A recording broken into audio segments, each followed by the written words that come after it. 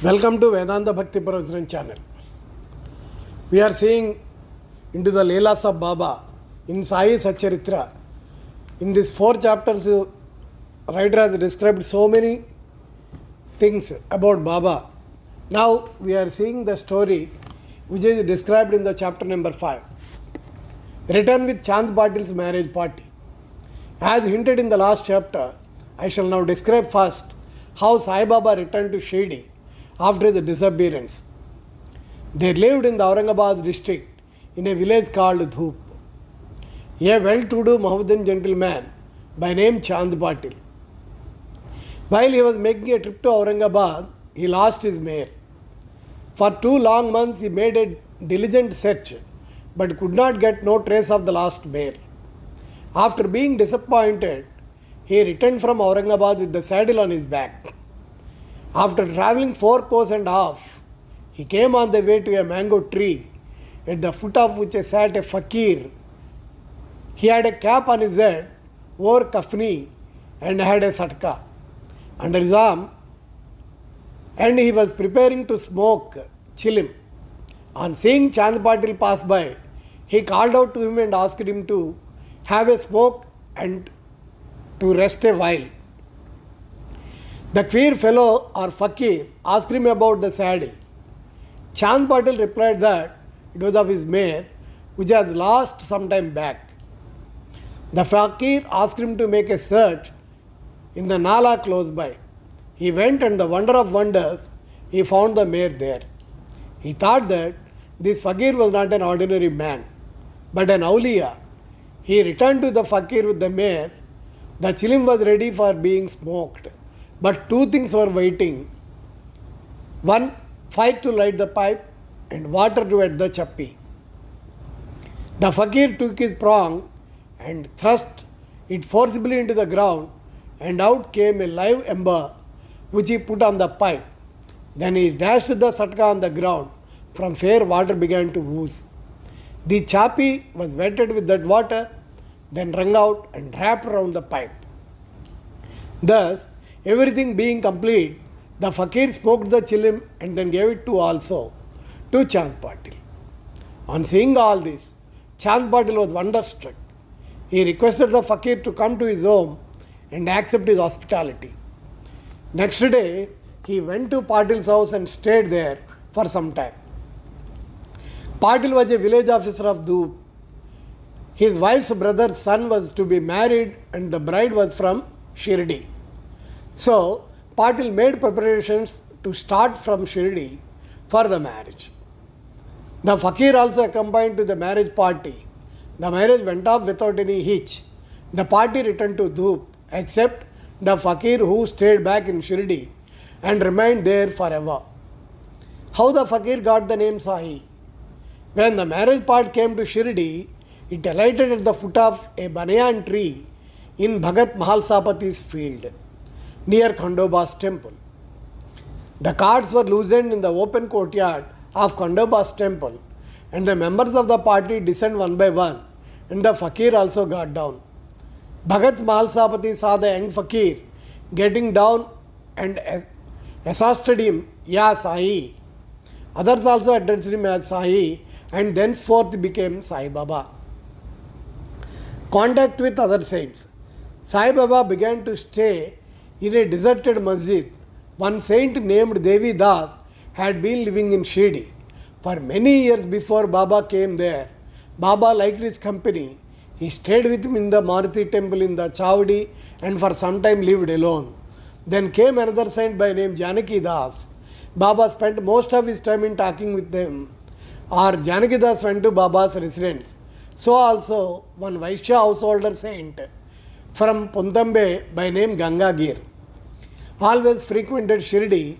When he first saw Sai Baba carrying pitchers of water in both hands for watering the garden, he was amazed and said openly, "Blessed in Shirdi that it got his precious jewel.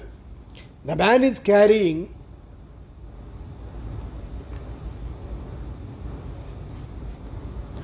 water today, but he is not an ordinary fellow. As this land was fortunate and meritorious, it secured this jewel. So also one famous saint by name Anandanath of Yavala, a disciple of Akkalkot Maharaj, came to Shirdi with some people. When he saw Sai Baba, he asked openly, "This is a precious diamond in reality. Though he looks like an ordinary man, he is not a god, but a diamond. You will realize this in the near future." Saying this, he returned to Yavala. This was said while Sai Baba was a youngster. Baba's dress and daily routine. In his young days, Sai Baba grew the hair on his head. Never had his head shaved. He dressed like an athlete.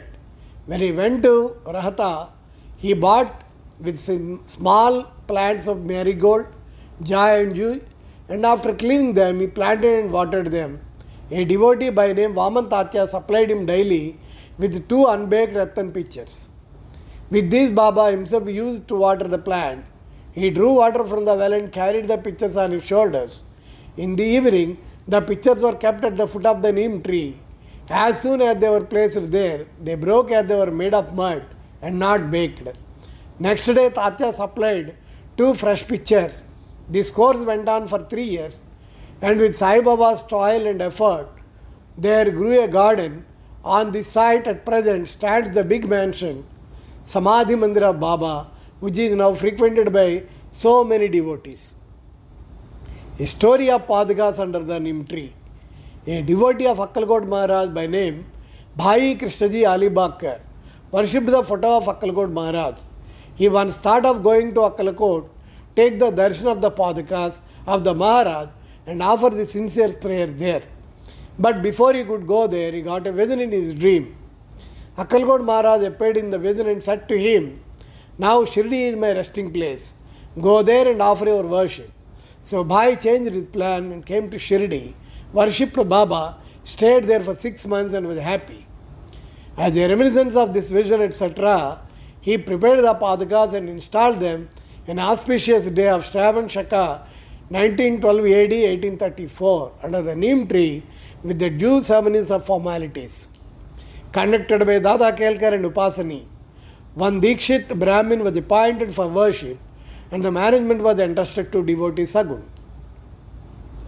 Complete version of this story. Mr. B.V. Dev, retired Mamaltar of Thana and a great devotee of Sai Baba, made inquiries about this matter with Sagun Meru Naik and Govind Kamalakar Dikshit and has published a full version of the Padakas in Sai Leela, Volume 2, Number 1, page 25. It runs as follows. In 1834 Shaka, that means 1912 AD, when Dr. Ramarao Kothare of Mumbai came to Shirdi for Baba's darshan. His compounder and his friend Bhai Krishnaji Ali Bakkar accompanied him. The compounder and Bhai became intimate with Sagun Meru Naik and G.K. Dikshit. While discussing things, these persons thought that there must be some memorial of Sai Baba's first advent at Shirdi and is sitting under the holy neem tree. They thought of installing Baba's Padakas there and were going to make them of some rough stone. Then Bhai's friend the compounder suggested that if this matter was made known to his master Dr. Ramarao Kothare, he would prepare nice Padakas for this purpose. All liked this proposal and Dr. Kothare was informed of it. He came to Shirdi and drew a plan of Padakas. He went to Upasani Maharaj in Khandoba's temple and showed him his plan. The latter made many improvements, drew lotus, flowers, conch, disc, mace, etc., and suggested that the following sloka regarding neem trees' greatness and Sai Baba's yogic powers be inscribed. The verse was as follows.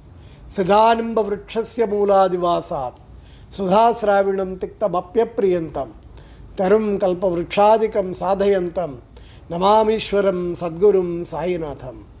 Upasani's suggestions were accepted and carried out. The Padakas were made in Mumbai and sent to Shirdi with a compounder. Baba said that they should be installed on the Purnima 15th of Shravan. On that day, at 11 a.m., G.K. Dikshit brought them on his head from Khandoba's temple to the Dwaraka Mai in a procession. Baba touched the Padakas, saying that these are the feet of the Lord, and asked the people to install them at foot of the neem tree. A day earlier, one Parsi devotee of Mumbai named Pasta Sheth sent 25 rupees by money order. Baba gave the sum for the installation of the Padakas. The total expenses of the installation came up to 100, out of which 75 rupees were collected by subscriptions. For the first 5 years, G.K. Dikshit worshipped the Padukas daily, and then this was done by Lakshman Kaseswar Jakhadi. In the first few years, Dr. Kotare sent 2 rupees per month for lighting the lamp, and he also sent the railing round the Padukas. The expense of bringing the railing from the station to Shirdi and roofing was paid by Sagun Meru Naik. Now Jakhadi, Nana Pujari does the worship, and Sagun Meru Naik offers the Naivedya and lights the evening lamps. Bhai Krishnaji was originally a devotee of Akkalkot Maharaj. He had come to Shirdi at the instance of the Padukas in Shaka 1834. On his way to Akkalkot, he wanted to go to Akkalkot. After taking the darshan of Baba, he asked Baba's permission for this. Baba said, "Oh, what is there in Akkalkot? Why do you go there? The Maharaj of that place is here myself." Hearing this, Bhai did not go to Akkalkot, came to Shirdi off and on after the installation of the Padukas. Mr. B.V. Dev concluded that Himad Band did not know these details. Had he known them, he would not have failed to depict them in Satcharitra.